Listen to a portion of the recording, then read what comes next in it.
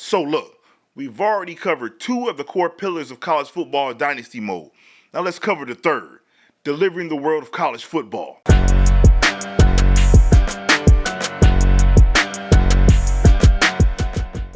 What up, YouTube family? You already know who it is, and we back to cover more information about college football, Dynasty mode to be exact. But before we get into all that, you already know what I need you to do. Smash the like button, smash the subscribe button. It's only a thumb movement, and you already know I'm giving away the Ultimate Edition to one of my lucky subscribers July 10th, and it could be you. Now let's get into this info. So look, we already know it's a new day in college football, and when I say new day, I mean the new 12-team playoff format. They ain't even got it out for nobody. Like, we're gonna be the first one to experience what it exactly does, man. You know what I'm saying? And I think that's so dope. And EA was able to do a mock draft with the college football committee to get a better understanding of how the 12 teams will be determined. So what we are getting is fresh. We haven't seen it before, so we're gonna see if it works. So it's like we're the guinea pigs. Even though the coaches poll and the media poll will be every week, you will need to wait until November to get the look at the 12 teams that are currently selected for the playoffs. Your record for the year plays a factor, but not like you think. It really depends on the conference and your wins within that conference, and quality wins at that, not just playing some nobodies. We already know that the 5 highest ranked conference champions will get automatic bids into the playoffs, so clearly 4 of them are going to have a bye and 1 is not. And so that leaves 7 remaining slots that needs to be filled, and that's going to be filled through the college football ranking. The only way to get a first round bye will be being one of the top 4 conference champions. Now, what does that exactly mean? So peep this, and I don't think this fair, but I'm just telling you so that you understand. So an undefeated Notre Dame, since they are not tied to a conference, can only be as high as a 5 seed. Again, can only be as high as a 5 seed. And I think that is crazy. But because they don't have a conference and they won't have a conference championship is why it's like that. So again, the top 5 slots are only going to go to conference champions. So clearly, number 5 is as high as Notre Dame can go, being a team without a championship if they're undefeated. Just like in real life, the first round playoff game will be on your campus. So that's going to be home field advantage. So if you're the visiting team, it's going to suck. The quarterfinal and the semifinal games will be played out of one of the 6 bowls: the Orange, Sugar, Rose, Fiesta, Cotton, and the Peach Bowl. These bowls will rotate each dynasty year just to keep it fresh, just like they do in real life. They will also have the other 34 bowl games for those who don't make the college football playoffs. Now let's talk about conferences. With all the changes and moving schools in college, you can do the same thing in college football. You can add or take away a school within your conference to make it more competitive. You will also be able to see where you stand in your conference standings to see if you're on pace to make it to the conference championship. You can be your own conference commissioner and add and change rules within that conference. So if you want a conference to be division-based, then you can do that. If you want the conference to only select the top 2 teams to go to the conference championship, you can do that as well. You can change the number of conference games that need to be played throughout that season.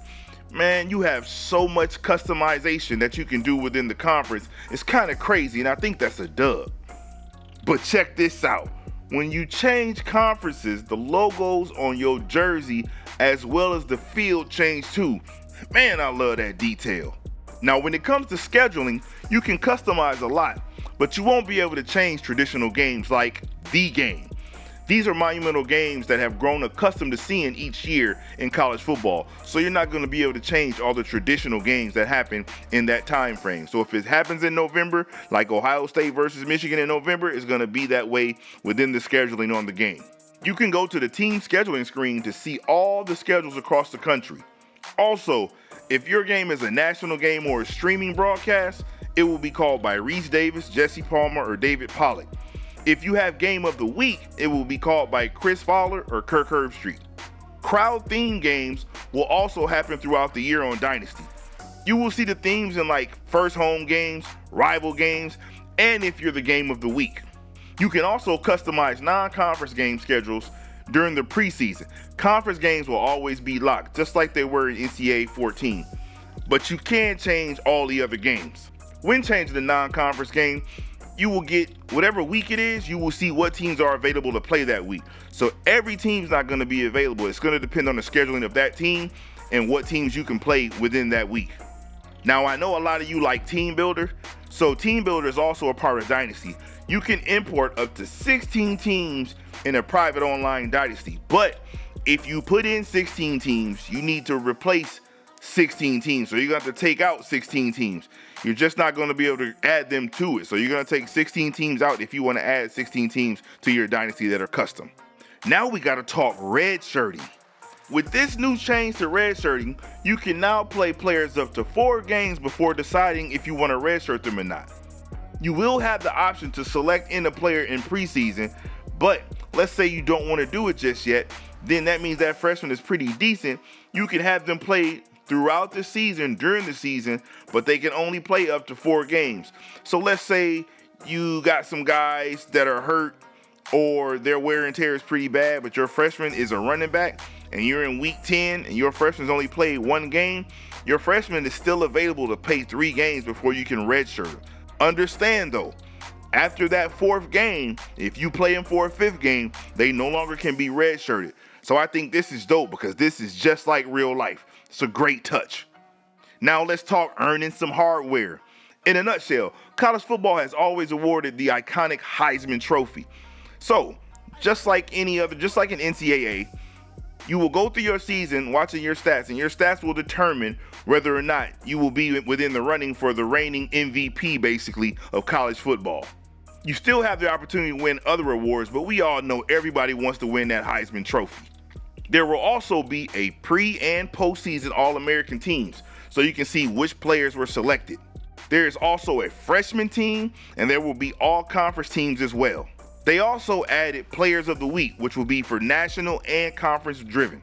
Now, when it comes to your records will be basically recorded throughout your career. So whatever that player does from freshman to senior, if they break records, like let's say they score the most touchdowns within a career, like they get 75, okay, that will be a record that they broke throughout their career and that stays with them. So all that will be tracked within this game. Now we got to talk about playing for pride stickers. For certain schools, players earn pride stickers that are applied to their helmets over the course of a season. This is also in the game. Each season, the helmets will start off fresh, basically nothing on them, but as the season progresses and the players do well, depending on their performance, they will get pride stickers added to their helmets. This is definitely a nice addition to the game. I love it. Now, as a commissioner of your dynasty, know that you're going to have total control to do whatever you want, just like usual, just like in Madden or in the previous NCAA. If you're the commissioner, you can change the outcome of games, you can forfeit games, give people wins, losses, this, that, and the third, everything that you could do before. So that still is in the game, so you still have that option.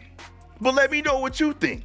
How do you feel about these details? Do you like them or not? Leave it in the comments. Let me know below what you feel about it. What do you think is good and what you wish they wouldn't have did? You know what I'm saying? Like, because we ain't going to like everything. Some things ain't going to just tickle our fancy. Some things going to be like, bro, they could have left that out of there. So let me know, man. You already know I'm in the comments trying to have a conversation. And if you like this content, don't forget to subscribe.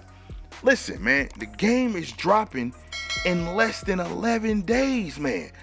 You know I'm going to have tutorials and gameplay. As soon as the game drops, I'm hitting the ground running. So come on, man. Sit with your uncle at the table, man. It's enough food to go around for all of us. And if ain't no one told you they love you today, man, just know that Jesus loves you. Peace and love.